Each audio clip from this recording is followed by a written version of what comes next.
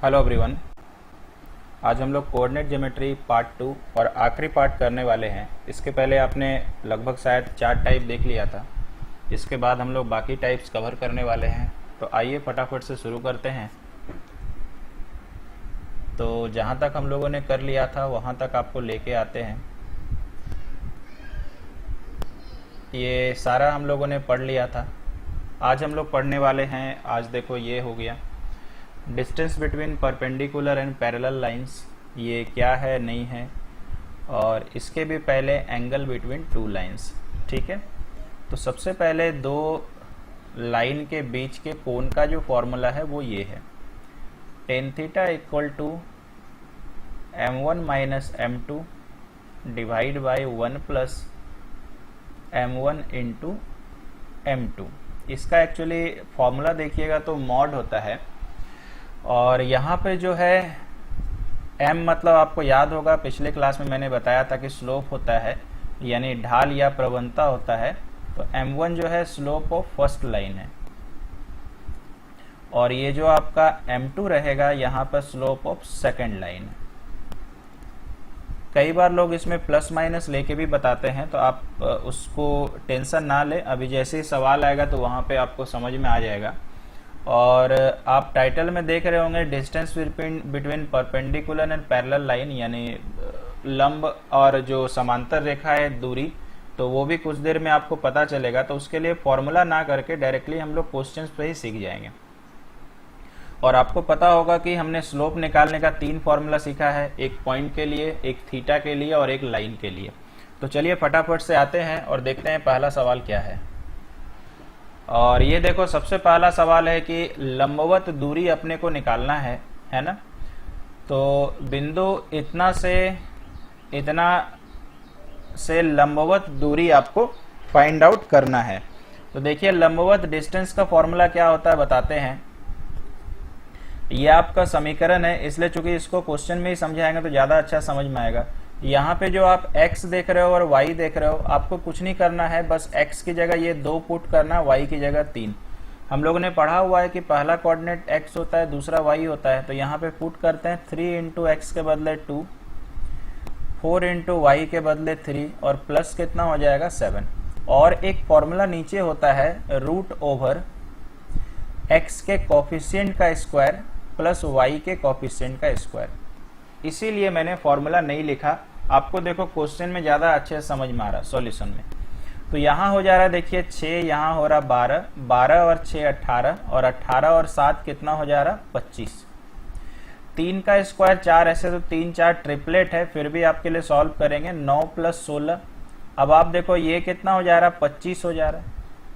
लेकिन 25 25 ना काट दीजिएगा हड़बड़ी में, 25 का वर्गमूल कितना होगा 5, तो 5 से कटेगा तो उत्तर हमारा चला जाएगा 5। ये हमारा हो गया perpendicular distance from any point two the line. ठीक है, बड़ा ही आसान था। इसको हम फोटो बना के भी आपको दिखा सकते थे, लेकिन मेरे हिसाब से बहुत आराम से समझ गए तो रिक्वायरमेंट नहीं है। आप मुझे पूरा भरोसा, क्यों चूंकि मैंने ज्यादा सवाल ऐसा नहीं लिया है, आप कोई भी सवाल आप खुद से बना सकते हो। आगे चलते हैं। अब ये हमारे पास हो गया, देखिए अगला, दो समांतर रेखाओं इतना और इतना के बीच की दूरी निकालें। अच्छा, आपको एक चीज और बताना चाहेंगे ये सवाल बताने के पहले। देखिए एक चीज हम सिखाते हैं आपको। सपोज करिए किसी लाइन का समीकरण 2x plus 3y equal to 6 है। प्लीज ध्यान से समझना इसको, ठीक है। तो आपको क्या कर लेना है, यहाँ पे अगर इसका पैरेलल इक्वेशन लिखना है, फिर से समझिए क्या बता रहे हैं। अगर एक किसी लाइन का समीकरण दिया है और इसी के समांतर रेखा का समीकरण लिखना है, तो आपको हमेशा याद रखना है कि ये वाला पोर्शन सेम होगा, यानी x और y का कोफिशिएंट जो होगा वो सेम होगा। ये समांतर लाइन का पहचान है। बस ये जो नंबर है, ये कांस्टेंट जो होगा वो डिफरेंट होगा। तो पहले मैंने क्या सिखाया आपको कि किसी भी लाइन के समांतर लाइन का समीकरण अगर लिखना है तो एक्स वाई का same to same copy paste करना है, बस कांस्टेंट अलग होता है। अच्छा, अगर ऊपर वाले लाइन के परपेंडिकुलर लाइन का समीकरण लिखना है, मतलब उस लाइन के परपेंडिकुलर, तो देखिए बहुत ही सिंपल सा रूल बताते हैं x का कोफिशिएंट y में डाल दें, y का कोफिशिएंट x में डाल दें। तो x का कोफिशिएंट 2 है, ये y में गुना होगा, y का कोफिशिएंट 3 है, x में गुना होगा। तो पहले ये कर दीजिए ऐसे, और बीच में क्या आएगा, साइन उल्टा कर दीजिएगा, प्लस होगा तो माइनस करिएगा, माइनस होगा तो प्लस करिएगा। तो ये को प्लस है, माइनस, और इतना बराबर कांस्टेंट। ये सीख के रखिए, मे भी शायद ऐसा सवाल होगा, नहीं तो हो सकता है कभी दो लाइन का समीकरण दे दिया और आपको पहचानने दिया कि दोनों लाइन आपस में क्या है, परपेंडिकुलर है या क्या है, आपको बताना। समझ रहे हो, कोई इसमें समस्या नहीं होना चाहिए, ठीक है। अब आप मुझे एक प्रूफ अगर पूछेंगे कि सर इन दोनों का क्या कोई प्रूफ है, तो याद करिए जब आपने पढ़ा था कि समांतर लाइनें का आपस में स्लोप क्या होता है, बराबर, तो इन दोनों का स्लोप मुझे बताइए, बराबर आ जाएगा ना। तो एकदम दिख रहा है दोनों का कोफिशिएंट इसीलिए सेम हो रहा है। और इन दोनों का स्लोप का प्रोडक्ट कितना होता है, -1। तो देखो निकालेंगे, इसका स्लोप क्या होगा, -x का कोफिशिएंट 2 बट्टा में 3, माइनस तो फॉर्मूला के लिए लगता है मल्टीप्लाई। यहाँ पे आइए, x का कोफिशिएंट, ये तो माइनस फॉर्मूला का, x का कोफिशिएंट 3, y का कोफिशिएंट -2। अपने को पता है कि इसको सॉल्व करके अगर -1 आ गया तो ये परपेंडिकुलर प्रूव हो जाएगा। तो यार पक्का आ जाएगा, 3 3 2 2, देखो -1 आ गया। तो एक तरह से खुद को भी जज कर सकते हैं कि आप सही जा रहे हैं कि नहीं, और एक तरह से टीचर को भी जज कर सकते हैं वो आपको सही पढ़ा रहा है कि नहीं। बस आपको थोड़ा सा आपको लिखना पड़ेगा, उसको देखना पड़ेगा करके कि सही बताया जा रहा है कि नहीं। चलिए खैर, समझ में आपको आ गया होगा। अब हम लोग अपने क्वेश्चन पे आते हैं। देखिए दो समांतर रेखा, तो देखिए समांतर रेखा का पहचान देखिए क्या है, ये और ये देखिए, देख रहे हैं दोनों में x और y का कोफिशिएंट सेम है, बस दोनों का कांस्टेंट अलग है। तो आपको यहाँ पे हम बताते हैं दो समांतर रेखा के बीच की दूरी का सूत्र क्या होता है। तो सूत्र आपका होता है c1 माइनस c2, c क्या है हम बताएंगे, √a² प्लस b²। आप प्लीज इनको याद रखना, और इसका मॉड का काम मैंने बार बार बताया है कि माइनस को वो प्लस करेगा, ठीक है। तो यहाँ पर आ जाते हैं, और आप लोग को पता है कि लास्ट वाला जो होता है वही कांस्टेंट होता है। तो ये पहला लाइन इसलिए c1, ये लास्ट वाला जो है ये आपका हो जाएगा c2। तो c1 का मान हो गया 12, ये माइनस तो फॉर्मूला का होता है, c2 का मान 13 है और 13 के आगे है माइनस, तो -13 लेना पड़ेगा। ए बी से आप परिचित होंगे, याद करिए एक फॉर्मूला बताया गया था c²/2ab। तो आपको पता है कि जो x का कोफिशिएंट होगा, जो y का कोफिशिएंट होगा, उसी को ab कहते हैं। तो 3 का स्क्वायर प्लस 4 का स्क्वायर, तो मुझे बताइए ऊपर माइनस माइनस प्लस हो जाएगा, 13 और 12 25। इसको अभी मैंने सॉल्व किया था तो 25 आया था कि 5 आया था। आंसर फिर से मेरा आने वाला है 5। ऐसा मत समझिए कि बार बार 5 ही आएगा, किस्मत से दोनों सवाल का उत्तर 5 आ गया है। आशा करते हैं कि परपेंडिकुलर डिस्टेंस कैसे निकालेंगे और पैरेलल डिस्टेंस कैसे निकालेंगे आपको समझ में आ गया होगा। आइए चलते हैं अगले सवाल की ओर। अब हम लोग आ जाते हैं, जो मैं आपको पढ़ा रहा था उस वक्त, दो रेखा के बीच का कोण क्या होगा। तो आपको पता है कि दोनों लाइन का स्लोप चाहिए। तो सबसे पहले इस लाइन का स्लोप निकालते हैं।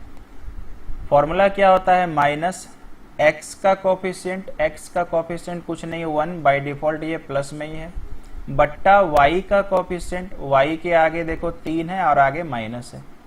तो अपने को पता चल गया कि m1 का मान प्लस में 1/3 आ गया। यहाँ पे आ जाते हैं, और आपको पता है ये सेकेंड लाइन है तो m2 निकलेगा। फॉर्मूला फिर से वही, माइनस x का कोफिशिएंट देखिए 1 है, y का कोफिशिएंट 2 और आगे प्लस है, तो ये m2 हो गया। तो आपने m1 m2 निकाल लिया है। अब हम लोग फॉर्मूला यूज करेंगे tan theta, m1 minus m2 divide by 1 plus m1 into m2। जल्दी से फॉर्मूला लगाते हैं। m1 का मान 1/3 है, थोड़ा डायरेक्ट करेंगे, देखो ये वाला माइनस है ना, और यहाँ का माइनस तो प्लस में आ जाएगा। 1 प्लस m1 इंटू m2, तो 1/3 इंटू -1/2।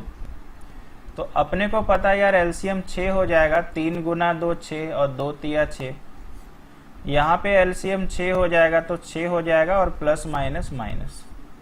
तो आपको पता है कि 6 और 6 कट जाएगा तो ऊपर में भी 5 आ गया, 3 2 5 और नीचे में भी 5 आ गया। नंबर किस्मत से काफी अच्छा आ गया। तो टेन थीटा का मान हो गया आपका 1। अब थोड़ा सा त्रिकोणमिति आपको आना चाहिए कि टेन में कितना डिग्री का मान 1 होता है। तो 45 डिग्री का मान 1 होता है।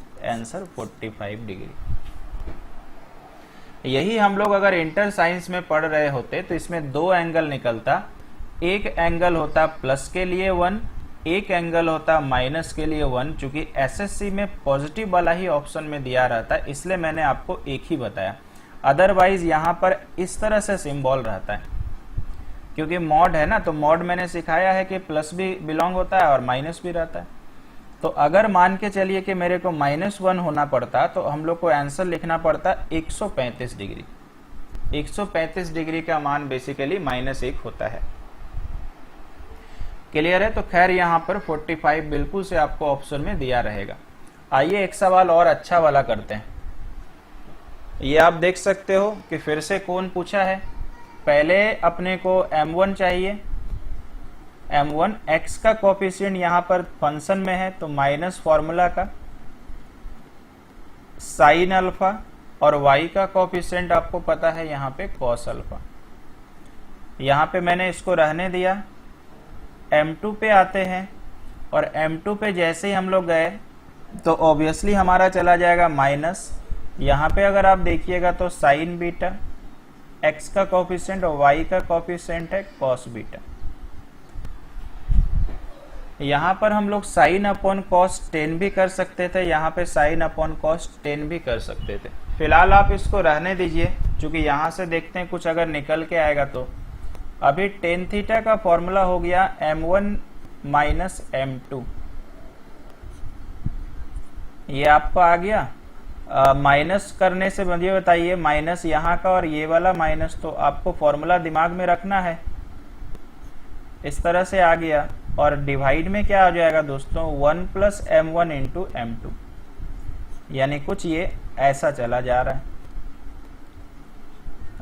यहाँ पे ऐसा ऊपर वाले का हम एलसीएम ले रहे हैं और जैसे ही आप लोग एलसीएम लोगे तो यहाँ पे हो जाएगा cos alpha into cos beta, है ना, कोई समस्या नहीं। Cos alpha into cos beta, तो कॉस अल्फा से कॉस अल्फा कट जाएगा तो कॉस बीटा बचेगा। तो ऊपर में कुछ इस तरह से आने वाला है, sine alpha into cos beta plus cos beta cut जाएगा तो यहाँ पे आ जाएगा sign beta into cos alpha. कोई दिक्कत नहीं, बट्टा में आ जाते हैं, फिर से एलसीएम यही रह जाएगा और यहाँ पे आ जाएगा आपका cos alpha into cos beta plus sine alpha into sine beta. कोई दिक्कत नहीं है। तो यहाँ पर अब देखिए कि फॉर्मूला क्या बनेगा। ऊपर में अगर आप जाइएगा तो ऊपर में फॉर्मूला बन जाएगा। देखो हम आपको दिखाते हैं, माइनस हम कॉमन ले रहे हैं और थोड़ा से आपको कुछ एक फॉर्मूला एडवांस लेवल का पता होना चाहिए, उसके हिसाब से हम करेंगे। ये मैंने माइनस कॉमन लिया और नीचे वाला को एज इट इज रखा, ये दोनों सोचिए कट जा रहा। अब हमारे पास आखिरी पोर्शन आने वाला है। ये मैंने माइनस लिखा सुंदर सा, sine A into cos B minus cos A into sine B. ये जो आप फॉर्मूला देख रहे हैं ये होता है साइन ए माइनस बी का, ठीक है, साइन ए माइनस बी का। बट्टा में अगर आप आइएगा तो ये है cos A into cos B plus sine A into sine B. कभी त्रिकोणमिति में हम जरूर ये सब बताएंगे। तो ये फॉर्मूला है दोस्तों कॉस ए माइनस बी का, प्लस होने से यहाँ पे माइनस होता है, ठीक है। तो अब जैसे ही हम लोग आगे बढ़ गए तो ये टेन थीटा हो गया, ये माइनस का साइन बटा कॉस क्या होता है तो वापस से टेन हो जाता है। तो आप देखो इतना आ गया, ठीक है। अब मेरे को आंसर लिखना है तो आंसर दो तरह से लिखा जाता है, 90 करके भी, या नहीं तो ये जो 10 में माइनस देख रहे हो, 10 में ये माइनस हम अंदर डाल रहे हैं इस तरह से। और याद रखिएगा एक फॉर्मूला होता है tan of minus theta equal to होता है यार माइनस टेन थीटा। अब सोचिए दोनों तरफ से आप टेन हटा दो, मैथमेटिक्स कहता है काटना नहीं है, तो थीटा बराबर आ चुका है minus of alpha minus beta. Minus से गुना कर दीजिए तो आपका उत्तर रह गया बीटा माइनस अल्फा। ठीक है, मुझे चूंकि साइन और कॉस से रिलेटेड फॉर्मूला भी थोड़ा सा सिखाना था, इसलिए मैंने इस मेथड को सेलेक्ट किया। आप चाहें तो इसको यहाँ पे कर लो टेन अल्फा, देखो हम ये वाला भी बता देते हैं, छोटा पड़ेगा। यहाँ पे चाहे तो टेन बीटा कर ले, क्योंकि साइन बाय कॉस तो यही होता है। अब आपको हम दिखाते हैं कि क्या करना है। अब यहाँ पर हम लोगों ने टेन थीटा का फॉर्मूला लगाया, m1 माइनस m2, तो m1 हमारे पास है, ये हमारे पास m1 है, माइनस और ये माइनस फिर प्लस, बट्टा में हो जाएगा 1 प्लस, मतलब प्लस m1 इंटू m2 होता है। तो m1 आप मुझे बताइए मैंने क्या लिख के रखा है, माइनस 10 अल्फा। ठीक है, मल्टीप्लाई m2 क्या लिख के रखा है, माइनस 10 बीटा। तो अब जो आप देख रहे हो ये रिजल्टेंट हमारा आ जाएगा, इसको थोड़ा से हम उल्टा लिख रहे हैं, प्लस वाला पहले माइनस वाला बाद में। यहाँ पे 1 का 1 हो जाएगा, यहाँ देखिए माइनस माइनस प्लस हो जाएगा। हम ये भी करके दिखा देते हैं, ये छोटा पड़ेगा 10 बीटा। अब ये जो पूरा फॉर्मूला, ये भी एक त्रिकोणमिति का बहुत सुंदर सा फॉर्मूला है, और ये फॉर्मूला होता है 10a माइनस b का। तो आप मुझे बताइए लेफ्ट साइड क्या पड़ा था, टेन थीटा। फिर से सोचिए, टेन हट गया तो थीटा बराबर आ गया बीटा माइनस अल्फा। ये आंसर है, दोनों में आंसर सेम है। तो रही बात कि क्यों मैंने इसको बड़ा करके बताया, तो थोड़ा सा फॉर्मूला भी सिखाना था, वो भी आप सीख गए। और रही बात कि आपको एग्जाम पे कौन सा करना है, तो नो डाउट अब समझ में आ गया कि सेकंड वाले को करना है। कहीं पे भी दिक्कत लगे तो मुझे फिर से पूछ लीजिएगा। जो थोड़े बहुत फॉर्मूला थे, मे भी मैक्सिमम लोगों को नहीं आता होगा, आर्ट्स बैकग्राउंड से बिलोंग करते हैं तो वहां पे दिक्कत रहेगा, है ना। तो कोई बात नहीं, आप फॉर्मूला देख लेना, त्रिकोणमिति तो हम लोग पढ़ेंगे। आगे चलते हैं, आइए इसके बाद चले आते हैं टाइप नंबर 6 पे। उम्मीद करते हैं कि वो टाइप आपको अच्छे से समझ में आया होगा। Ratio formula. रेशियो फॉर्मूला हमारे पास क्या है, ध्यान देना। आपको एक फोटो बना के दिखाते हैं। सपोज करिए हमारे पास A एक पॉइंट है और B एक पॉइंट है, और A का कोऑर्डिनेट है दोस्तों x1 y1 और B का कोऑर्डिनेट है x2 y2, और एक पॉइंट यहां पर है C और इसका कोऑर्डिनेट है x और y। सपोज करिए ये C पॉइंट जो है, इसको m रेशियो, चूंकि किताबों में भी m और n ही लिया जाता तो हम भी नहीं चेंज कर रहे हैं, तो मान के चलिए ये जो C पॉइंट है वो AB बिंदु को दो पार्ट में डिवाइड करता है, और उसी रेशियो का नाम है m/n। मतलब यहां पर ये है AC अनुपात CB m अनुपात n, ये आपको दिया हुआ है। अब यहां पर अपने को एक सूत्र सीखना है कि ये C का कोऑर्डिनेट क्या होगा। तो C का कोऑर्डिनेट एक x है एक y है, तो x का फॉर्मूला कुछ ऐसा होता है। इसका प्रूफ आपको सीखने का जरूरत नहीं है, क्योंकि रिक्वायरमेंट आपको नहीं है। ये x का फॉर्मूला होता है, और ये देखो y का, y में बस y आ जाएगा। एक तो कोई याद कर लीजिएगा, x वाला याद कर लेंगे तो y वाला अपने आप याद हो जाएगा। इसको ही कहते हैं रेशियो फॉर्मूला। अब इसको हम लोगों ने क्या बोला, देखो A और B के अंदर में पॉइंट C है, तो इस वाले डायग्राम को बोला जाता है अंतः विभाजन। इंग्लिश में कहेंगे इंटरनली डिवीजन। चूंकि अंदर में पॉइंट है, तो अंतः विभाजन में याद रखना बीच में साइन क्या होता है, प्लस होता है। ठीक है, बाह्य विभाजन में माइनस हो जाएगा। रही बात कि सर बाह्य विभाजन कैसे फोटो बनेगा, अगर आपको फोटो देखना है तो बताते हैं। सपोज करिए ये x1 y1 है, ये x2 y2 है, और एक पॉइंट सपोज करिए मैंने C ले लिया और इसका कोऑर्डिनेट xy है। तो यहां पर आपको ध्यान देना है कि ये पूरा गोटा जो है वो m होगा, और ये वाला पोर्शन इस बार n होगा। है वही चीज, AC/CB ये वही M/N है, लेकिन आप देख रहे हैं कि C बाहर में पॉइंट है, तो इसलिए इसको बोलते हैं बाह्य विभाजन। और बाह्य विभाजन में कुछ नहीं है, फॉर्मूला वही रहेगा, बीच में आ जाएगा माइनस। इसलिए मैंने बोला एक याद कर लेंगे ना तो दूसरा भी याद हो जाएगा। y के लिए हो जाएगा my2 ny1 अपॉन m-n। इसे ही हम लोग कहते हैं रेशियो फॉर्मूला। आई होप कि आपको समझ में आया होगा।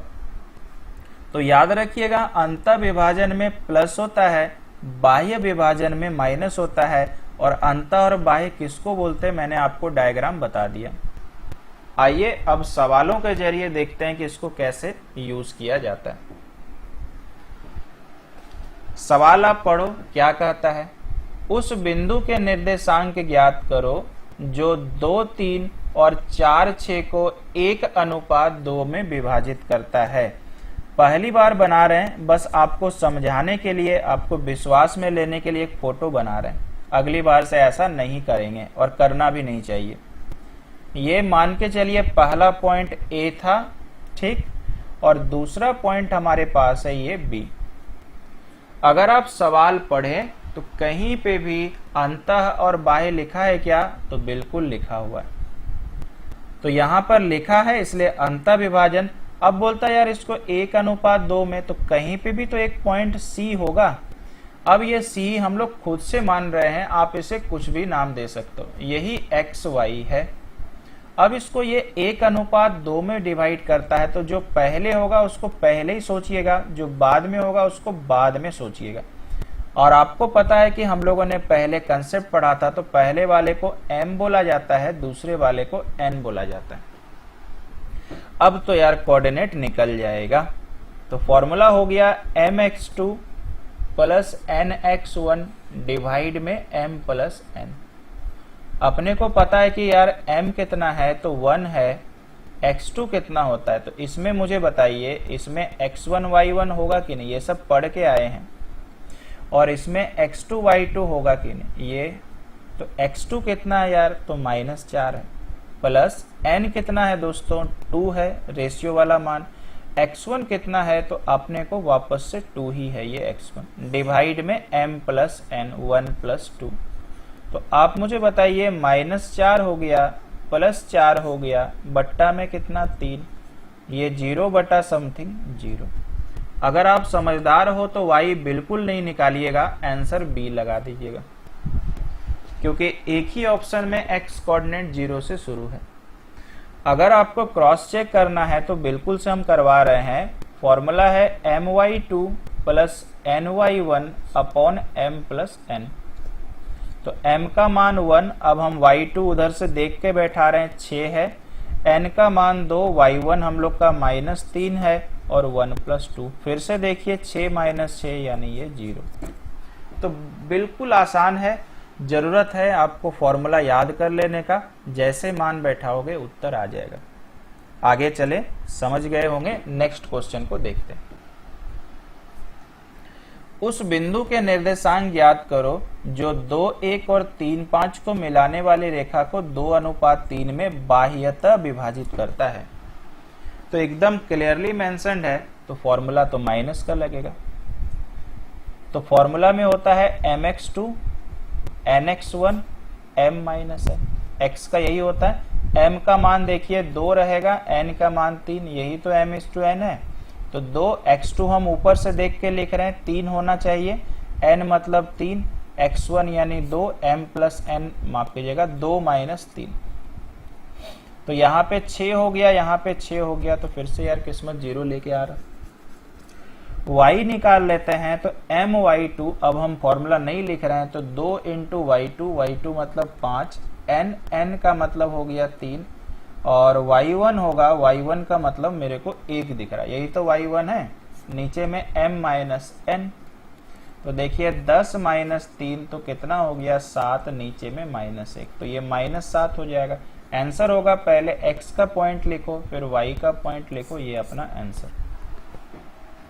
बहुत साफ सुथरा क्लियर सॉल्यूशन। आगे चलते हैं, टाइम ज्यादा इसमें नहीं स्पेंड करेंगे। अगला क्या कहता है भाई, बिंदु 1 4 9 12 को मिलाने वाली रेखा को बिंदु ये किस अनुपात में विभाजित करेगा। इस बार आपको जो है ना अनुपात ही पूछ दिया है, यानी अब देखिए ये पॉइंट को आप A मान लीजिए, ये पॉइंट को B मान लीजिए। अब बोलता है कि ये वाला किस अनुपात में विभाजित करेगा, और पिछला सवाल में ये वाला चीज को निकालना पड़ता था। इसका मतलब पक्का ये पॉइंट जो है ये C है, यही तो विभाजित कर रहा ना। अब ये अंत है कि बाई यार बोला नहीं है, ये बना के ही पता चलेगा। अभी हम सिखाते हैं कैसे होगा, ध्यान से देखना आप लोग। तो देखो x का फॉर्मूला हमारे पास है mx2 प्लस nx1। मैंने क्या किया, बाय डिफॉल्ट प्लस वाला लगाया। जब भी आपको अनुपात का मान निकालने बोलेगा आप हमेशा प्लस वाला फॉर्मूला लगाइएगा। और आपको पता है कि ये पॉइंट जो है किस अनुपात में डिवाइड कर रहा, तो जो पॉइंट डिवाइड करने वाला होता है वही C होता है, और C में हमेशा x और y ही होता है। ये दोनों पॉइंट जो डिवाइड हो रहा उसमें x1 y1 होता है। तो मैंने क्या किया, x का जगह आप मुझे बताओ 6 होगा कि नहीं। मेरे को यार m और n नहीं पता है, तो m को m रहने दे। x2 किस में मिलेगा, a b में, तो x2 मेरे को बताइए 9 है कि नहीं। ये x1 y1, ये x2 y2 प्लस n मेरे को नहीं पता भाई। x1 कितना है यार, तो 1 है कि नहीं। डिवाइड में क्या, तो m plus n। Cross multiply करते हैं तो 6m प्लस 6n आ जा रहा है, इधर 9m प्लस n आ जा रहा है। इसको इधर में घटाते हैं, अगर आप समझदार हो तो -3m हो जाएगा। इसको इधर में घटाते हैं तो n में से 6n घटेगा तो -5n हो जाएगा। ये निकल लिया तो m बटा n ही तो चाहिए था, 5/3, यानी आंसर 5:3। समझ रहे हैं। अब सर कि ये अंत या बाह्यता कैसे पता चलेगा, तो आपको पता है कि दोस्तों कि अंत को समझना कैसे था, तो प्लस में आंसर आना चाहिए। तो ये देखो प्लस में आया तो आपको बोलना है अंत विभाजन, और आंसर में ये वाला रहेगा। मान लीजिए कि आपको अंत विभाजन में भी 5-3 दिया और बाह्य में भी दिया, तब तो आप दिक्कत में पड़ जाएंगे ना। तो प्लस में आया तो ये आपका आंसर होगा। बहुत सारे किताबों में k अनुपात 1 भी मान के देता है, वो भी अच्छा है, आप उसको भी कर सकते हैं, है ना। वो भी हम आपको दिखा देते हैं। अच्छा, एक सवाल और अच्छा है, वो तो छोड़िए k और वो बाद की बात है। एक सवाल है कि सर इसमें y लेके आपने क्यों नहीं बनाया। ठीक है, अभी प्रूव करते हैं। y का फॉर्मूला होता है my2 plus ny1 divide upon m plus n। तो y का मान मुझे बताओ -6, यही तो मिलेगा। m मेरे को पता नहीं यार। y2 मतलब -12 प्लस n, y1 मतलब हो गया आपको 4 डिवाइड में m plus n। Cross multiply करें, -6m -6n, इधर में -12m, यहाँ पे 4n। ये इधर आ जाएगा इसके साथ, तो प्लस हो जाएगा कि नहीं। तो 12 प्लस और -6, तो यानी 6 प्लस में आ जाएगा। ये माइनस उधर चला जाएगा तो 4 में 6 ऐड होगा तो 10n होगा कि नहीं। तो 2 से काटिएगा 3 बार में, 2 से काटिएगा 5। अब आप समझ चुके हैं कि कुछ भी लो आंसर तो सेम आता है। अगर एज ए टीचर मैंने आपको यहाँ कुछ वैल्यू दिया रहता बिना सोचे समझे, तो देखते कि इसमें अलग आ रहा और इसमें अलग आ रहा। लेकिन अगर जिस बंदे ने सही सवाल लिया है, जो एग्जाम में क्वेश्चन आपके लिए सेट करता है, क्योंकि वो लोग क्रॉस चेक करता है, कोई रैंडम सवाल नहीं डालता है, तो देखिएगा पक्का दोनों में सेम आंसर आएगा। तो इससे प्रूव होता है कि आप कुछ भी लो आंसर तो यार वही आएगा। ठीक है, आशा करते हैं समझ में आया होगा कि अनुपात कैसे निकालते हैं। अच्छा, के वाला भी बता देते हैं कि यार के का माजरा क्या है। जैसे हम लोग रेशियो को m अनुपात n मानते हैं, ये भी किताब में मिल जाएगा। आप हमेशा रेशियो को मान लो k अनुपात 1। मतलब सोचिए कि यहाँ m का मान k कर रहा, n का मान 1। अब आपको फिर से बताते हैं, ये हमारे पास x का फॉर्मूला है ना, वही सब चीज करते रहना है। तो x का मान देखो 6 है, m की जगह क्या माना गया है, k माना गया। x2 का मान 9 हम ऊपर से देख के बैठा रहे। यहां देखिए n है ना, n का मान क्या है, 1 है। x1 का मान 1, नीचे में m मतलब k, n मतलब 1। क्रॉस मल्टीप्लाई करेंगे 6k प्लस 6k प्लस 6, यहाँ पे 9k प्लस 1। इसको इधर ले जाइए तो -3k, इसको इधर ले आइए तो -5, माइनस माइनस निकल लिया, k बराबर 5/3, सेम आंसर। सब तरह से आपको एकदम निश्चित कर दिए कि मन में कोई डाउट नहीं हो, कोई दुविधा नहीं हो कि सर k वाला आप क्या बोल रहे थे। तो k मान के कुछ इस तरह से बना लेना है। आइए चलते हैं अब आगे। ये फिर से वही सवाल है, तो इसको आपके लिए हम कर देते हैं होमवर्क। आप कई लोग तो नहीं, कुछ गिने चुने लोग आंसर देते हैं, बाकी डाउनलोड करके रखते हैं। तो कोई बात नहीं, मम्मी पापा को आप दिखाइए डाउनलोड करके, हम लोग चलते हैं आगे। अगला सवाल क्या कहता है देखते हैं। बिंदु ए बी को मिलाने वाली रेखा को x अक्ष किस अनुपात में विभाजित करेगा। देखिए सवाल वही है लेकिन फिर भी नया है। सबसे पहले आपको एक चीज सीखना है कि x अक्ष पर y हमेशा 0 होता है। x अक्ष पर, अब आप बोलेंगे सर कैसे, प्रूफ भी तो कर दो। तो मुझे बताइए, हम इसको थोड़ा बोल गए, ये x अक्ष है, x अक्ष में ये y मूल बिंदु ही रहेगा। और इसी का उल्टा हो गया, ये y अक्ष पर हमेशा x 0 होता है। ये पॉइंट आप याद रखिएगा। ऊपर में अगर देखो y पॉइंट है तो इसमें तो x नहीं आएगा, तो x 0 होगा। x अक्ष पर y 0, y अक्ष पर x 0। अब इस सवाल को बनाते हैं।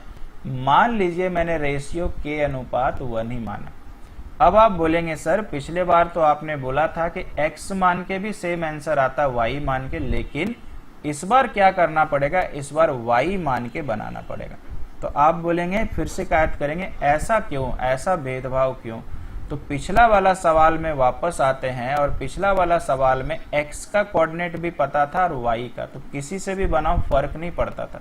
लेकिन यहाँ तो यार x अक्ष का तो पॉइंट नहीं पता ना, मुझे x अक्ष पे इतना पता है कि y बराबर 0 होता है।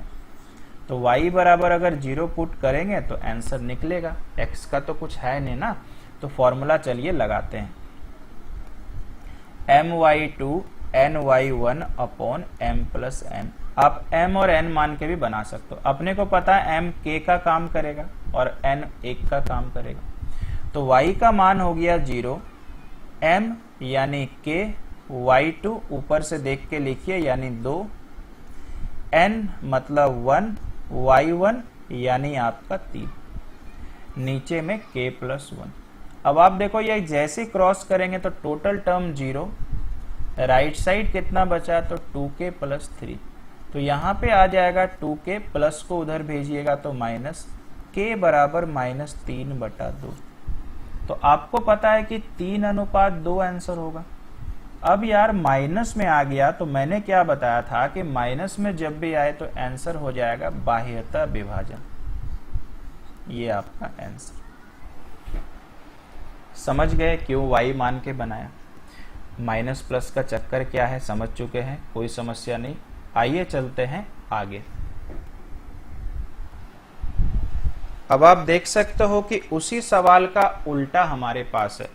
इसको भी हम अपने से बनाना चाहेंगे, ऐसे तो होमवर्क भी रखने से चलता, फिर भी बनाएंगे क्योंकि यहाँ ऑप्शन दिख रहा, थोड़ा मैच भी तो करा दें। तो आप देखो यहाँ पे क्या पूछ रहा है कि y अक्ष किस में डिवाइड करेगा भाई। तो y अक्ष मुझे पता है कि उसमें x 0 होता है, तो फॉर्मूला किसका लगेगा, तो x का लगेगा। mx2, तो फॉर्मूला मेरे दिमाग में है तो m के बदले k मान के ही बनाते, इंटू x2 मतलब 8, प्लस n मतलब हो गया यार 1, इंटू x1 मतलब 4, यही होगा ना, बट्टा में k plus 1 m plus n। अपने को पता है ये 0 है, थोड़ा शॉर्ट में कर रहे हैं तो क्रॉस होकर के पूरा 0, तो बचेगा कितना, 8k प्लस 4 बराबर 0। 8k बराबर -4, 4 से 2 बार में कटा तो इधर में तो 1 देख रहा है आपको, तो -1/2 यानी 1/2 आ गया माइनस आया तो उत्तर में क्या होगा, बाह्यतः। तो ध्यान से देखिए कि 1/2 यहाँ पे भी था और यहाँ पे भी था, वही में हम बात कर रहे थे, इसलिए हम खुद से बनाए।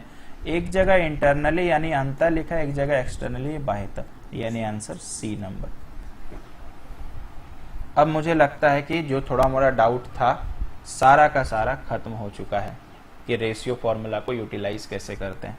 आइए फटाफट से चलते हैं आगे। अब आ जाइए टाइप नंबर 7 पे। क्या लिखा हुआ है, equation of line and circle. सबसे पहले सर्कल की बात करते हैं।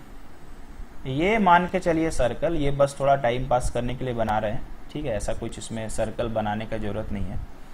और यार सर्कल का मान के चलिए ये आपका हो गया रेडियस, और ये सपोज करिए मेरे पास हो गया ये इसका सेंटर, और सेंटर सपोज करिए मैंने ले लिया ए और बी। तो अगर किसी सर्कल का सेंटर पता हो और रेडियस पता हो तो सर्कल का यानी वृत्त का समीकरण क्या होता है, थोड़ा सा याद करिएगा, ये सब चीज इंटर साइन से उठ के आया। तो वृत्त का समीकरण होता है x माइनस ए का स्क्वायर, x कोऑर्डिनेट के लिए लिखा गया है, a जो आपका देख रहा है ना, a जो हमारे पास हो गया ये सेंटर का वाला x है, प्लस y माइनस बी का स्क्वायर बराबर रेडियस का स्क्वायर। ये होता है सूत्र। समझ रहे हैं, कोई समस्या नहीं।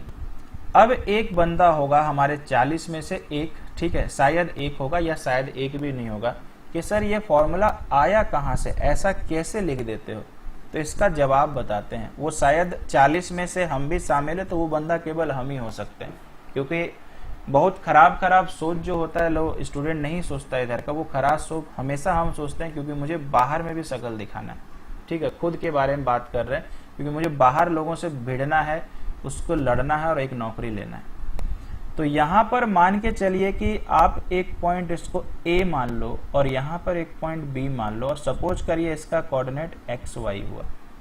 आपको याद है A से लेके B तक के डिस्टेंस का फॉर्मूला क्या होता है, तो याद करो वो दिन जब पढ़ा रहे थे, इसका फॉर्मूला होता है दोनों के x का घटाव बट्टा y का घटाव। एक बार लिख के दिखाते हैं प्रूव करने के लिए। तो दोनों का x घटाएंगे तो यही आएगा, दोनों का y घटाएंगे तो यही आएगा।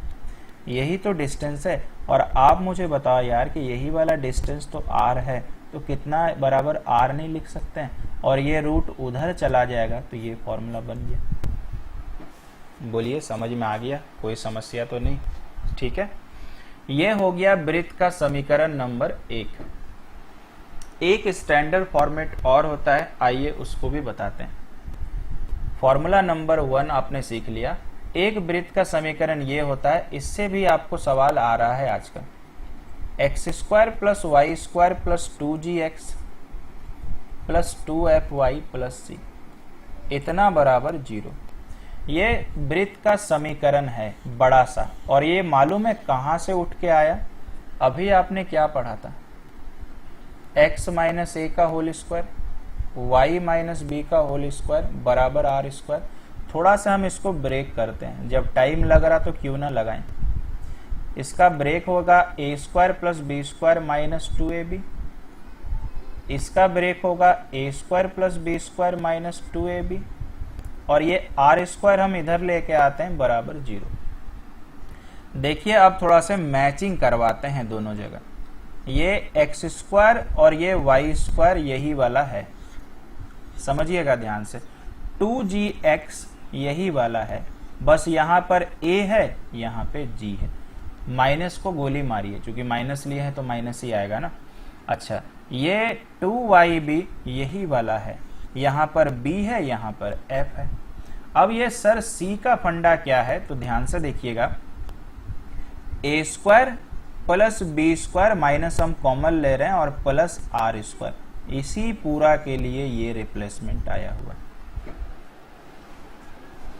ठीक, कोई समस्या नहीं। तो यहां पर आपको देखो कि ये सर्कल का समीकरण नंबर 2 है, जो बेसिक फॉर्मूला से ही उठ के आया है। अब इसमें दो बातों का खास ख्याल रखना है। इसमें से एक फॉर्मूला और बनेगा कि भाई इसका केंद्र क्या है, तो इसका केंद्र का कोऑर्डिनेट होता है, ये थोड़ा कष्ट करके याद करिएगा, -g - f। कैसे निकालते हो सर? यही फॉर्मूला इसका सबका जवाब देगा। याद करिए कुछ देर पहले आपने सीखा था a और b, यही a और b तो एक्सपेंड हो गया, वही तो g और f है। सेकंड नंबर हमारे पास है इसका त्रिज्या, और इस वाले समीकरण में अगर त्रिज्या पूछेगा तो इसका फॉर्मूला होता है √g² + f² - c। समझ रहे हैं? g² + f² - c। यहां से एक फॉर्मूला और निकल सकता है। मान के चलिए ये r है, दोनों तरफ स्क्वायर कर दीजिए तो r² बराबर निकल जाएगा g² + f² - c। c² मत कर दीजिएगा, c को आप ले आओ इधर, तो यहां से एक फॉर्मूला बनेगा g² + f² - r²। समझ रहे हैं भाई? ठीक है, कोई दिक्कत इसमें नहीं है। तो ये थोड़ा सा आपको मैंने बताया बेसिक। आइए थोड़ा लेके चलते हैं आगे, है ना, और थोड़ा सा आपको अब क्वेश्चन पे लेके आते हैं।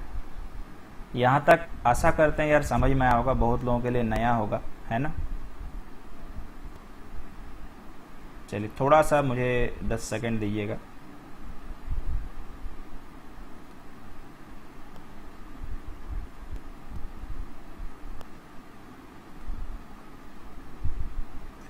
चलिए, तो ये आपका हो गया है फॉर्मूला। आइए सवालों को कर लेते हैं सॉल्व, किस तरह से बनने वाला है। ठीक है,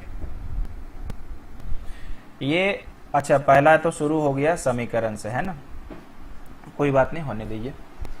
बिंदु इतना और इतना को मिलाने वाली रेखा का समीकरण। देखिए रेखा का समीकरण जो होता है उसमें हम आपको दो फॉर्मूला सिखाते हैं। एक फॉर्मूला होता है दोस्तों ये y - y1 y2 - y1 upon x2 - x1, और फिर ब्रैकेट के अंदर इतना। आप इसको समझो कि ये वाला और ये वाला तो है। आप याद करो जब आप स्लोप पढ़ रहे थे तो यही स्लोप है कि नहीं, इसी को तो m बोलते हैं। ये हो गया समीकरण नंबर 1। और एक समीकरण और होता है, बस स्लोप बदल जाएगा। आप मुझे बताइए जब एंगल दिया रहे तो स्लोप का फॉर्मूला tan थीटा। यानी कभी भी समीकरण निकालना हो लाइंस का तो आपके पास दो रामबाण है, एक ये और एक ये। अब आप मुझे बताइए इस क्वेश्चन में कहीं पे भी थीटा दिया हुआ है क्या? नहीं दिया हुआ है, मतलब ऊपर वाला फॉर्मूला लगाने का है। बिंदु जब भी दिया रहे तो ध्यान देना उसमें x1 y1 होता है, xy नहीं होता है। तो पहला वाला फॉर्मूला में y की जगह y रखेगा तब ना कुछ फॉर्मूला बनेगा। y1 आप क्लियरली ऊपर से देख रहे हैं 3 है, y2 - y1 यानी 4 - 3, x2 - x1 यानी 5 - 2। हम ऊपर से देख के बैठा रहे, x - x1 यानी 2। सॉल्व करते हैं तो y - 3 आ गया, ऊपर में देखो ये 1 आ जा रहा, नीचे में 5 में से 2 गया 3, x - 2। क्रॉस मल्टीप्लाई करिए 3y - 9, सबको ले जाइए उधर और 0 कर दीजिए। x - 3y उधर चला गया, 9 उधर चला जाएगा तो प्लस 9 में से 2 गया 7, और ये आपका सुंदर सा आंसर आ गया। ये भी सीख गए। इसलिए कई जगह हम ऐसा करते हैं कि लोगों को सवाल में ही फॉर्मूला कराते हैं, ठीक है, तो बर्डन भी कम होता है और सीखने में भी आसानी होता है। आइए चलते हैं फटाफट से आगे। अब आप देखो एक समीकरण मेरे को और निकालना है जहां पे थीटा पता है। तो आपको पता है कि जब थीटा दिया रहे तो फॉर्मूला क्या लगाना है समीकरण के लिए, तो y - y1 tan theta x - x। तो y को लिखते हैं y, यहाँ पे y1, तो मुझे आप बताओ एक पॉइंट ही तो है, इसमें एक ही पॉइंट रहेगा। तो y1 का मतलब 7, tan थीटा मतलब 45, x - x1। बहुत सुंदर सा सवाल है। tan 45 1 होता है, मतलब ये बेचारा ऐसे ही रहेगा। सबको भेजिए उधर उत्तर लिखने के लिए, 7 उधर जाएगा प्लस मतलब 2। कहानी खत्म सवाल का। आगे चलते हैं यार, और इसमें क्या बताएं। उस रेखा का समीकरण निकालो जो रेखा के समांतर और 2 एक से गुजरती है। तो याद करिए आपका जब शुरू हुआ था क्लास उसी समय मैंने बोला था कि ये अगर रेखा है, इसके समांतर रेखा का समीकरण कैसे लिखते हैं। ठीक है, देखिए हर चीज ना काम आता है, इसलिए हम सब बता के रखे हुए। चलिए, तो आप मुझे बताइए, इसके मेरे को पैरेलल लाइन यानी समांतर रेखा का समीकरण क्या सिखाए थे। ये सेम होता है, तो इसको कॉपी पेस्ट मारते हैं। बस ये जो संख्या है ये सेम नहीं होगा। ये मेरा समांतर लाइन का ये इक्वेशन हो गया। अब सर k का मान कैसे निकालेंगे, तो आगे कुछ हम लोग को इंडिकेशन है।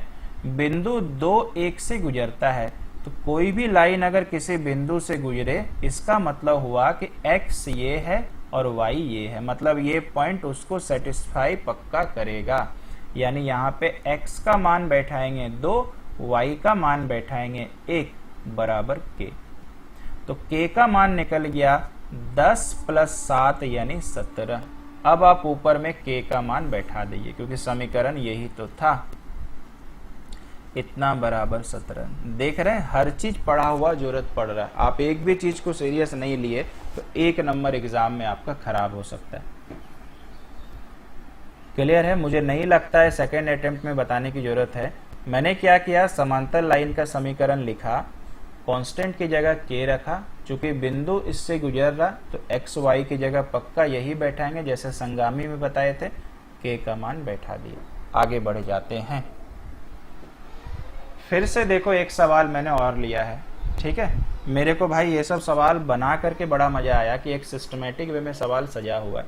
ठीक है, तो चलिए देखते हैं। उस रेखा का समीकरण ज्ञात करो जो इसके लंबवत है। तो आप मुझे बताइए, लंबवत में लिखने के लिए क्या सिखाए थे। x वाला y में गुना करो, y वाला x में, और साइन बदलो। तो x वाला y में जाएगा, y का मान कितना है 3, तो उसको x में गुना करिए। x का मान 4, तो y में गुना करिए। बीच में क्या है दोस्तों, प्लस, प्लस है तो यहाँ हो जाएगा माइनस, और इतना बराबर k। अब मुझे पता है कि k कैसे निकलेगा, यही पॉइंट बैठेगा। 3 × 3 -4 × 2, एक्स वाई की जगह बैठा है 9 - 8 यानी 1। अब अपने को पता है यार कि आंसर आ गया 3x - 4y कांस्टेंट मतलब 1। पिछला पढ़ा हुआ काम आ गया। नहीं तो अगर गलती से मेरे से भी छूट जाता और एग्जाम में आ जाता तो पूरा पढ़ाया हुआ बेकार हो जाता। कि एक चीज आपके टीचर ने छोड़ दिया था। आइए आगे चलते हैं। असली चीज तो अभी आया नहीं है, आएगा। ये आया। यदि किसी वृत्त का समीकरण x² + y² बराबर 25 हो तो इसकी त्रिज्या और केंद्र निकालें। बेहद ही आसान सवाल और बच्चा वाला सवाल ये है ना। आप मुझे बताइए, क्या इसको ऐसे नहीं लिखा जा सकता है? क्या इसको ऐसे नहीं लिखा जा सकता है? और क्या इसको ऐसे नहीं लिखा जा सकता है? तो याद करिए, मैंने वृत्त का 2 समीकरण बताया था जिसमें पहला यही था। तो अगर उससे मैच करिएगा तो ये समीकरण ऐसा ही तो प्रतीत होता है, इस तरह से। तो आप बस मैच करा लो, a की जगह 0, b की जगह 0, तो यानी त्रिज्या का मान ही तो a b होता था उसमें, तो पहले तो 0 0 आ गया। दोनों में स्क्वायर स्क्वायर, r की जगह 5, r की जगह 5। अब क्या बोला जाए यार ये सवाल का। आगे बढ़ते हैं, अगला सवाल थोड़ा अच्छा मिलेगा। ये देखिए, है ना ऐसा भी सवाल। यदि किसी वृत्त का समीकरण इतना है, अब देखिए हम आपको बहुत सुंदर सा समझाते हैं इसको। x² + y² + 6x + 8y + 11 बराबर 0। आप कुछ ना करें, ऐसा वाला से मिलता जुलता समीकरण आप खुद से लिख डालिए, एकदम मैच करते करते। बोलिए यही होता है कि नहीं? अब आप कुछ ना करो, टैली करा लो और आंसर लिख दो। टैली करना मतलब ये अपनी जगह सेम है, ये अपनी जगह सेम। आप यहां देखो तो x में क्या गुना है 6, और इसमें x में क्या गुना है 2g। पक्का दोनों बराबर होगा, तो यानी g का मान आ गया 3। बराबर होगा तभी तो सेम समीकरण है। y का मान कितना, y का कोफिशिएंट कितना 8, यहाँ y का 2f, तो पक्का ये 2f बराबर 8 होगा। तो f बराबर कितना 4। आसान तो है भाई। C की जगह तो ये दिखता ही है, C बोल रहा मेरे को 11 लिख दो, ज्यादा टेंशन ना लेना। अब मेरे को भैया केंद्र निकालना है, तो केंद्र का कोऑर्डिनेट क्या सिखाए थे, -g - f, तो यानी केंद्र का कोऑर्डिनेट -g का मतलब 3, -f का मतलब 4। अब मेरे को बोलता है रेडियस भी निकाल के दिखाओ तभी तुमको 1 नंबर देंगे, तो निकाल देते हैं भाई, कौन सा बड़ा बात है। यहाँ पे हो गया g का स्क्वायर यानी 3 का स्क्वायर 9, माइनस का स्क्वायर लो तो भी प्लस होगा, ऐसे तो प्लस ही लेना है। f मतलब 4 का स्क्वायर 16 माइनस c का मतलब 11 है। 16 9 25, 25 में से 11 गया 14, बस इतना ही रहने दीजिए। बोलिए और क्या इसमें बताएं, एक बार में समझ में आ गया ना, जरूरत है लेकिन फॉर्मूला याद रखने का। आगे चले, अगला सवाल देखते हैं, कुछ अच्छा है। चलिए, ये भी सवाल बहुत अच्छा है। आपको कहता है कि यदि 2 बिंदु x5 और 4 3 वृत्त के इतना, आपको थोड़ा सा कोशिश करते हैं कि थोड़ा फोटो से बताया जाए। ये एक वृत्त हो गया, वृत्त का केंद्र मेरे को पता है कि 2 और 3 है। चलिए, बहुत अच्छी बात है। 2 बिंदु वृत्त की परिधि पर हैं, मान लीजिए एक मैंने यहां माना और एक मैंने यहां, इसको कर लेते हैं x और 5 और इसको कर लेते हैं 4 और 3। अब ये लोग पूछता है यार कि तुम मेरे को x का मान बता दो भैया कितना होगा, तो कैसे निकालें सर। हम लोग क्या करते हैं यार, इसको मिला देते हैं और इसको मिला देते हैं। एक बात मुझे बताइए, केंद्र से वृत्त के किसी भी भाग में मिलाइए, वो रेडियस बनेगा कि नहीं। तो मतलब ये भी r है और ये भी r है, दोनों तो बराबर होगा। या यूं कहें कि अगर इसको मैंने O मान लिया या A मान लिया और B, तो क्या नहीं कह सकते हैं कि OA बराबर OB। बोलिए हाँ कि ना, बिल्कुल होगा, क्योंकि दोनों ही तो त्रिज्या है।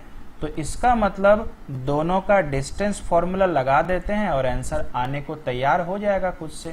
तो दोनों का x का घटाव, तो हम कोशिश कर रहे हैं कि दोनों का x का घटाव में क्या ऐसे लिख सकते हैं, x - 2 का स्क्वायर, पहले हम OA लिख रहे हैं, फिर 5 - 3 का स्क्वायर, इसका होता है मेरे भाई रूट, बराबर OB। OB में आइए 4 - 2 का स्क्वायर, ये आपके लिए ऐसा कर रहे हैं, और 3 - 3 का स्क्वायर, इसका होता है रूट। बोलिए समझ में आया। दोनों जगह अगर रूट है तो रूट कैंसल आउट हो जाएगा। तो यहाँ x - 2 का होल स्क्वायर, इसको अभी ब्रेक मत करिएगा, जरूरत पड़ेगा तब करेंगे। 5 में से 3 गया 2, 2 का स्क्वायर 4, 4 में से 2 गया 2, रूट तो हट गया, 2 का स्क्वायर 4 है और ये 0। किस्मत बहुत बढ़िया है, ये कट गया, उधर 0 बचा, तो स्क्वायर उधर जाके 0 का रूट 0, x का मान 2। कितना आसान था सवाल, समझ गए। फोटो क्यों बनाए, तभी अकल आया, नहीं तो यार दिक्कत था। Next question. चलिए, टाइप नंबर 7 हो गया है खत्म। अब आ जाते हैं भाई टाइप नंबर 8 पे, और टाइप नंबर 8 का टाइटल है टेंजेंट लाइन, यानी हिंदी में कहें तो स्पर्श रेखा। इसमें भी हम क्या करेंगे, आपको क्वेश्चन सही समझाएंगे, क्योंकि पहले बता देने से दिक्कत भी आपको पड़ेगा और टेंशन भी रह जाएगा। तो क्वेश्चन सही सीखिए। एक बिंदु 13 सेंटीमीटर से 5 सेंटीमीटर के त्रिज्या पर एक सर्कल के लिए स्पर्श रेखा की लंबाई। देखिए ध्यान से क्या कहता है, ये मैंने देखो स्पर्श रेखा खींचा, स्पर्श रेखा इसको ही बोलते हैं। ये आपका है 13 सेंटीमीटर का त्रिज्या, एक बिंदु, अच्छा 13 सेंटीमीटर से, अच्छा 5 सेंटीमीटर त्रिज्या। फोटो क्यों बना रहे हैं, अकल दिलाने के लिए, नहीं तो फिर आप मेरा बात नहीं मानिएगा। इसका मतलब ये 5 सेंटीमीटर ये त्रिज्या हुआ, और 13 सेंटीमीटर मालूम है कौन सा होगा, ये वाला, ये पूरा गोटा 13 सेंटीमीटर होगा। स्पर्श रेखा क्या होता है, जो स्पर्श करेगा, है ना। स्पर्श रेखा सिंपल सा, उसी को इंग्लिश में टेंजेंट लाइन कहा गया है। अब रह गई बात कि आपको स्पर्श रेखा की लंबाई निकालना। हमेशा याद रखिएगा, किसी वृत्त को अगर कोई रेखा स्पर्श करता है तो जहां स्पर्श किया वो 90 डिग्री का बनेगा। तो आप मुझे बताइए, अगर ये त्रिभुज 90 डिग्री का है तो ये P हो गया ये b हो गया, ये h हो गया। अगर अपने को स्पर्श रेखा निकालना है तो पक्का p निकालना है। अगर हमारा बच्चा ट्रिपलेट जानता है तो 5 13 का ट्रिपलेट 12, ये आंसर खत्म। अगर नहीं जानते हैं ट्रिपलेट ट्रिपलेट तो p square plus b square बराबर h स्क्वायर करिए। p मेरे को निकालना है, b मतलब हो गया 5 का स्क्वायर 25, h मतलब 13 का स्क्वायर 169, p बराबर रूट ओवर 144। 144 कहाँ से आया सर? ये उधर जाके माइनस हुआ। रूट कहाँ से आया? स्क्वायर। 144 का रूट 12। ये सोचिए एक तरह से ज्योमेट्री का ही सवाल है। इसके बाद वाला अच्छा रहेगा। ये देखिए अच्छा सवाल है, ठीक है। कैसे निकलेगा भाई? तो आपको कहता है कि स्पर्श रेखा से मूल बिंदु के बीच की दूरी निकालें, ठीक है। थोड़ा सा कोशिश करिएगा समझने का कि किस तरह से हम बना रहे हैं, है ना। X square plus y square minus 8x minus 4y plus 16 equal to 0। आपको पता है हम डायरेक्ट नहीं करेंगे, ये 2gx से कंबाइन होगा, ये 2fy से, ये c। तो आप मुझे बताओ कि 2g बराबर -8 हुआ कि नहीं? अभी ताजा ताजा बताए थे, ये -4। 2fy बराबर -4 हुआ कि नहीं? तो f बराबर -2 और c का मान तो दिखा ही रहा है यार इतना। अब आपको समझाएंगे कुछ देर के बाद ये निकाल क्यों रहे हैं। ऐसे तो स्पर्श रेखा की लंबाई निकालना है। तो आप मुझे बताइए इसका सेंटर क्या आया, यानी केंद्र क्या आएगा? तो कोऑर्डिनेट होता है -g और -f, यानी यहाँ पे चला आएगा माइनस और -4 यानी +4 हो जाएगा, माइनस और -2 यानी +2 हो जाएगा। तो ये आपका हो गया सेंटर। आशा करते हैं समझ में आया होगा। अब मेरे को निकाल लेना है दोस्तों रेडियस। तो रेडियस अगर हम लोग निकालने जाएंगे तो रूट ओवर जी square plus F square minus सी।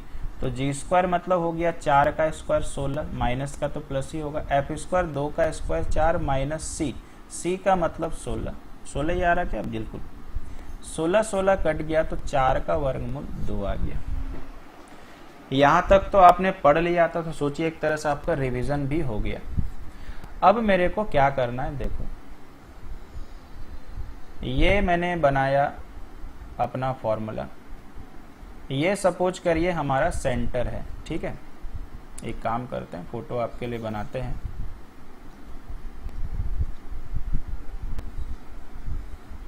इस तरह से ये मान लीजिए हमारा सेंटर है।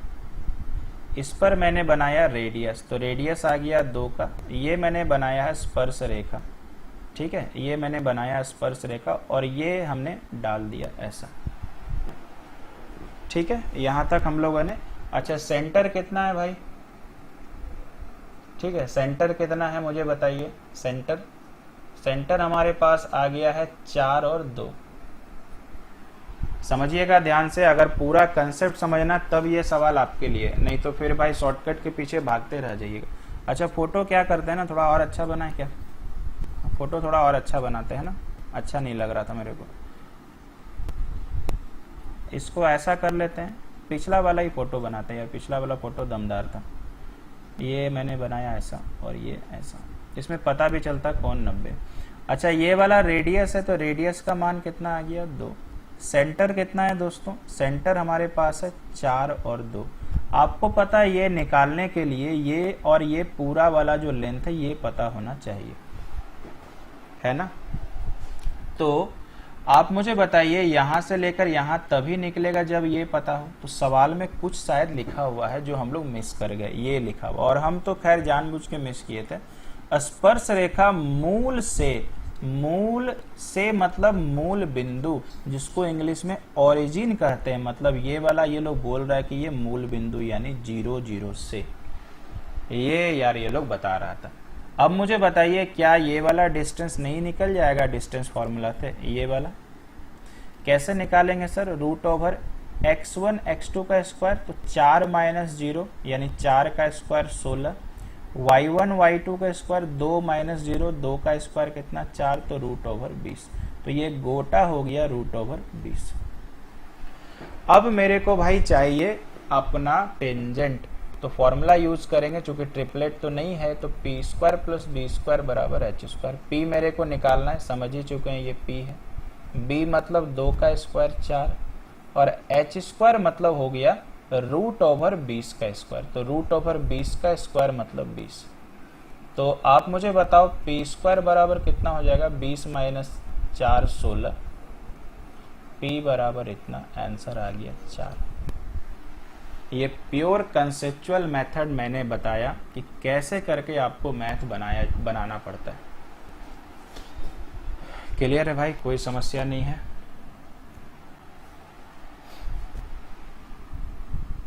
अब रह गई बात कि क्या सर इससे छोटा भी है कि इतना बिना झमेला किए फिर कुछ भी आ जाए, तो बताते हैं। आप याद करो कि कुछ देर के पहले मैंने आपको बताया था कि रेडियस का फॉर्मूला क्या होता है। तो रेडियस का फॉर्मूला होता है रूट ओवर जी square plus F square minus C, और आपको मैंने बोला था कि जब आप स्क्वायर करोगे तो एक रिजल्टेंट मिलेगा ऐसा, और यहाँ से ये c बराबर मिलेगा रूट ओवर जी square plus F square minus r square, ऐसा मिलेगा। ऐसा मैंने आपको बोला था।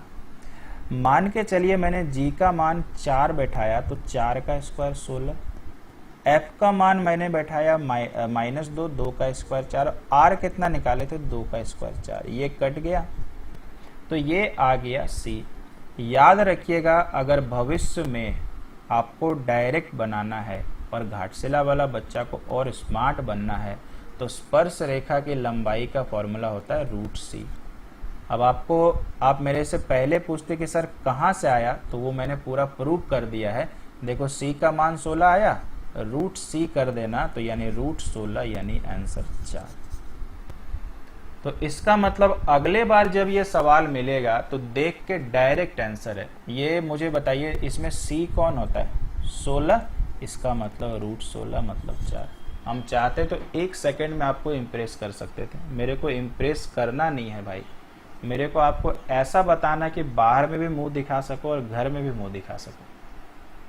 समझ रहे हैं, ऐसा बच्चा बनिए जो हर चीज जानता हो, तभी तो हम लोग का ब्रह्मास्त्र कोर्स नाम है भाई। ठीक है, खैर चलिए समझ में आ गया होगा। अब आपके पास देखो क्या है ये बताते हैं। ठीक है, चलिए 2 समीकरण हमारे पास है और इसमें आपको कहता है कि दोनों के बीच कितनी उभयनिष्ठ प्रत्यक्ष स्पर्श रेखा और कितनी ये। सबसे पहले आप मुझे बताइए इस वाले का g कितना निकलेगा। थोड़ा हम डायरेक्ट कर रहे हैं, थोड़ा दिमाग को भी बताइए ना। 2gx है तो आप मुझे बताओ 2g बराबर 6 तो g बराबर 3। अच्छा, यहाँ पर आप मुझे बताइए 2fy होगा तो 2f बराबर अगर -8 होगा तो f बराबर -4।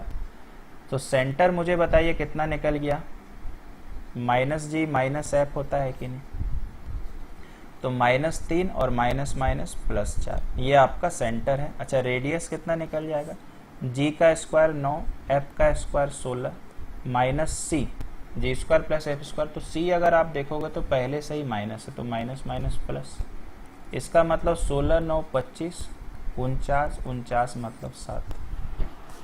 मैंने क्या किया, पहले वाले का सेंटर निकाल लिया और रेडियस निकाल लिया। थोड़ा दूसरा वाला को भी कष्ट करते हैं और फिर से आप मुझे बताओ कि g का मान कितना हो जाएगा। तो x में 2gx करेगा तो 2g बराबर -10 तो g बराबर -5।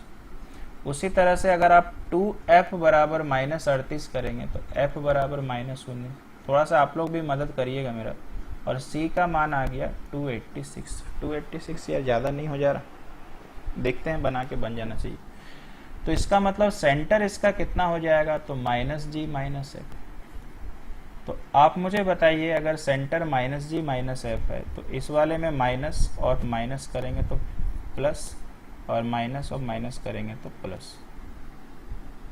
ठीक है, अब इसके बाद अगर हम लोग चले आते हैं तो इसका रेडियस कितना निकल जाएगा, तो g का स्क्वायर तो 5 का स्क्वायर 25, f का स्क्वायर तो यानी 19 का स्क्वायर 361 माइनस c।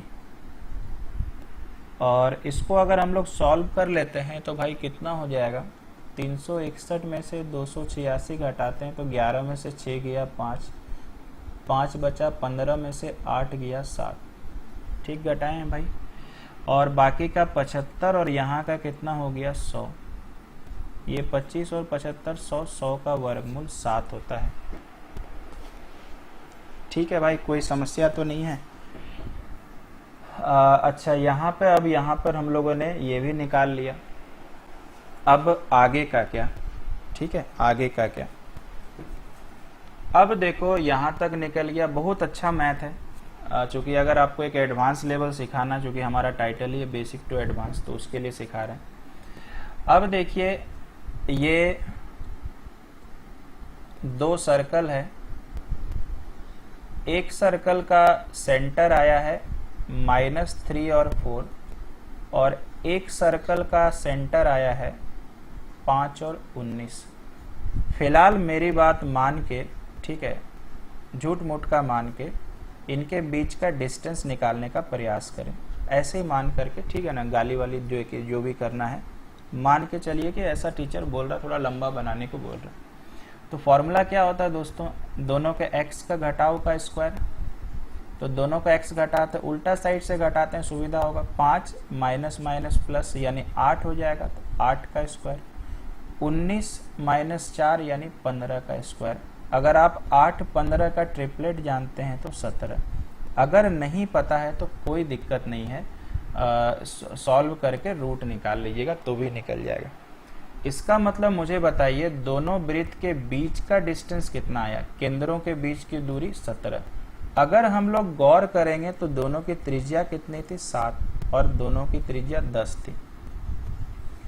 मुझे एक बात बताइए, अगर ये डिस्टेंस 7 है और मैंने यहाँ पे टच कराया, अगर ये डिस्टेंस 10 है ना, अब ये बड़ा छोटा मत करने लगिएगा। मुझे बताइए अगर ये पूरा डिस्टेंस मैंने अभी सॉल्व किया तुरंत तो 17 आया, ये कैसे संभव है? ये तभी संभव है जब दोनों वृत्त बाह्यतः स्पर्श करेगा, और ये 7 और 10 तब ना 17 होगा, थोड़ा थोड़ा दूर चला जाएगा, तो कैसे संभव है? तो इससे अपने को एक बात स्पष्ट रूप से पता चला कि दोनों वृत्त अगर बाह्यतः स्पर्श करेगा तभी ये वाला कंडीशन पॉसिबल है। और थोड़ा सा ज्योमेट्री हमारा ये कहता है कि R बराबर D1 प्लस D2, यानी हम लोग का दोनों के बीच का जो आपका जो डिस्टेंस हो गया, या आप इसको ऐसे लिख सकते हो, यार R1 थोड़ा सा मैंने गलत लिख दिया, R1 प्लस R2 बराबर D, ये D पूरा गोटा आ गया, तो आप समझ सकते हो कि ये आया। अब असली लास्ट पोर्शन पे आते हैं, ध्यान रखिए, अब सवाल में आ जाते हैं। उभयनिष्ठ प्रत्यक्ष स्पर्श रेखा, प्रत्यक्ष स्पर्श रेखा मतलब दोनों का कॉमन टेंजेंट लाइन, तो यार जब दोनों स्पर्श करेगा तो एक ही खींच पाइएगा, यानी उभयनिष्ठ स्पर्श का आंसर हो गया 1। अनुप्रस्थ क्या होता है? अनुप्रस्थ हमेशा टेढ़ा होता है, तो मुझे बताइए अगर बाह्यतः स्पर्श करेगा तो टेढ़ा खींचा जा पाएगा? नहीं, तो इसका संख्या 0। कब खींचा जाएगा सर अनुप्रस्थ? जब ये बाह्यतः स्पर्श ना करें, तभी देखिए ऐसे एक आ सकता है और ऐसे एक आ सकता है, इस तरह से आ सकता है और इस तरह से। तो पता कैसे चलेगा सर कि जब बाह्यतः स्पर्श, तो ये दोनों इक्वल नहीं होगा करने से, जब नहीं होगा तो ये नहीं टच करेगा, और नहीं टच करेगा तो अनुप्रस्थ कितना बन पाएगा? 1 2 3 4। बहुत बेहतर सवाल था, ठीक है, उम्मीद करेंगे कि भाई आप समझ चुके होंगे। आगे चले, आखिरी हम लोग कंसेप्ट पे आ जाते हैं, और इस चैप्टर का लास्ट, मिरर इमेज। आइए बनाते हैं। सबसे पहला सवाल हमारे पास है, right the coordinate of the image following point when the x is when reflected in x axis. इसका रामबाण उपाय बता देते हैं। जब बोलेगा कि किसी का मिरर इमेज बताओ एक्स एक्सिस के लिए, तो हमेशा याद करना कि एक्स एक्सिस का बोला तो एक्स कोऑर्डिनेट सेम रहेगा, वाई बदलेगा। समझ रहे हैं? तो अगर आप मुझे बताइए, जैसे देखिए अगर आप एक फोटो बना के दिखाते हैं, मान लीजिए कि ये वाला पॉइंट 2 है, ये वाला पॉइंट 2 है, तो हम इसका उल्टे दिशा में आईना रखना है। हम बस इसका मतलब समझा देते हैं। तो उल्टा दिशा में अगर y में 2 है तो आईना यहाँ रहेगा। और मुझे बताइए इसका परछाई, इसका प्रतिबिंब कहाँ बनेगा, इधर नीचे बनेगा। तो यार कॉमन सेंस है, अगर ऊपर में प्लस है तो नीचे में माइनस बनेगा। इससे कहानी स्पष्ट हो गया कि प्लस है तो माइनस में आंसर, माइनस है तो प्लस में। क्या है, कुछ भी नहीं है। तो अब सवाल का आंसर फटाफट से लिख देते हैं।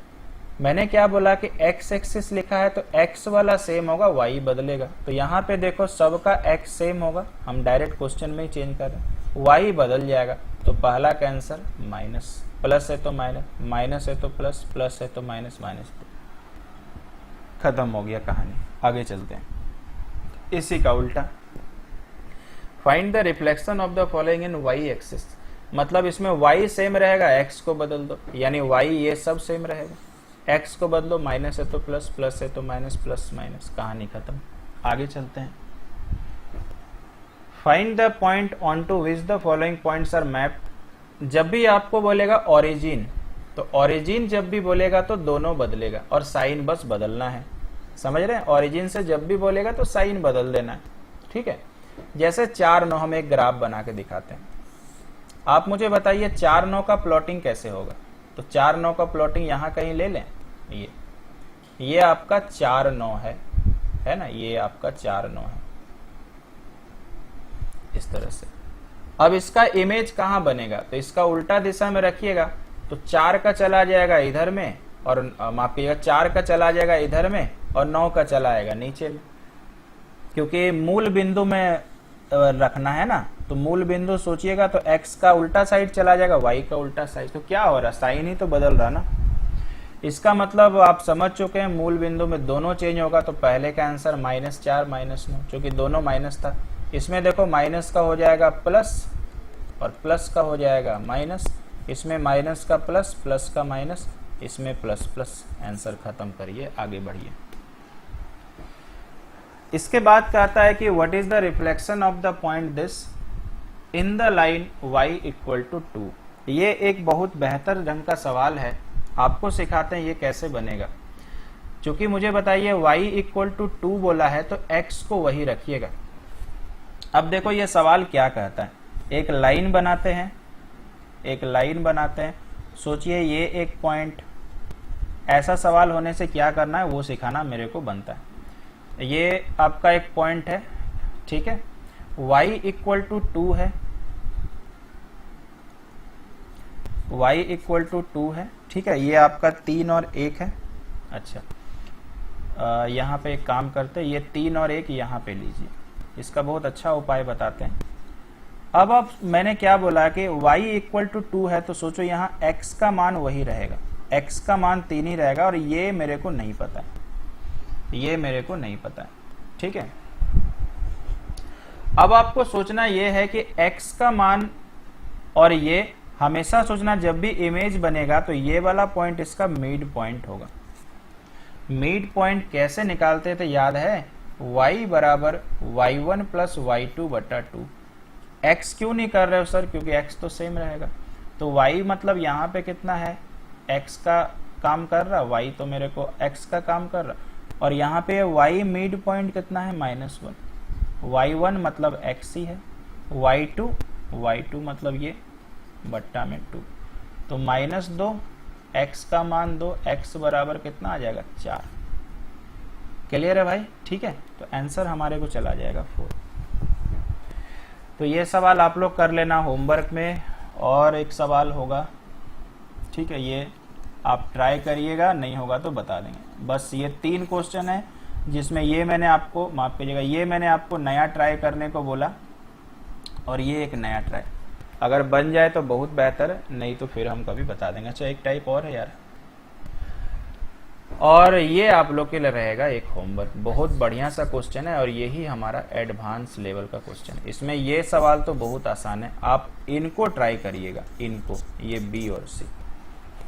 तो ये आपके लिए रहा होमवर्क, मुझे बताइएगा, और नहीं तो हम ही आपको बता देंगे।